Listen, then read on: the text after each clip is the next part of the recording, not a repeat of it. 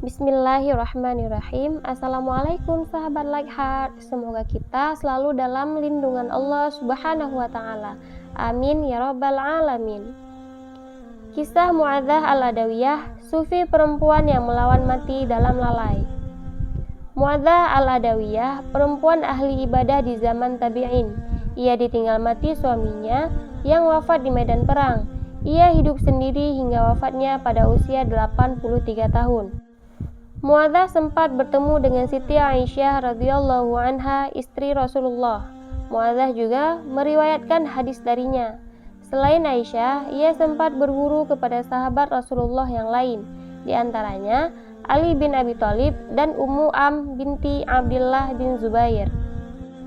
Abdul Wahhab Asy-Sya'rani dalam At-Tabaqatul Kubra, Lawaqihul Anwar fi Tabaqatil Akhyar meriwayatkan beberapa sufi perempuan pada generasi awal Islam, salah satunya Muadzah Al-Adawiyah. Muadzah dikenal ahli ibadah yang sadar akan kematian. Ia menolak mati dalam keadaan lalai. Suatu ketika diriwayatkan bahwa Muadzah bila siang tiba mengatakan, "Ini hari kematianku." Ia lalu tidak makan hingga sore.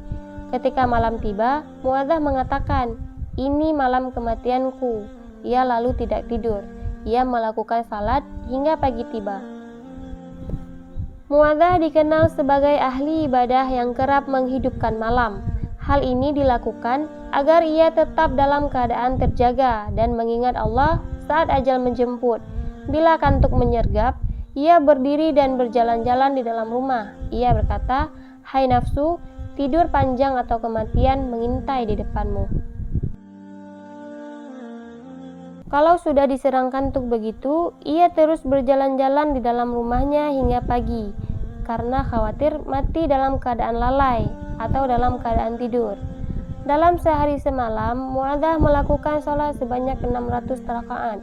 Selama 40 tahun terakhir dalam hidupnya, ia tidak pernah mendongakkan pandangannya ke langit karena takzimnya. Sejak kematian suaminya, Muadzah tidak pernah lagi rebahan yang beralaskan kasurnya yang empuk. Ketika sore tiba, ia mengenakan pakaian tipis sehingga malam yang dingin menahannya dari tidur. Al-Khatib Al-Baghdadi dalam Al-Muntakhab min Kitabiz Zuhdi wa Raqaiq meriwayatkan kewaraan Muadzah dari Abdullah bin Umar Ar-Raqashi. Suatu hari, sufi wanita ini menderita sakit. Seorang tabib didatangkan kepadanya dan memberinya anggur sebagai resep obat bagi Muadzah.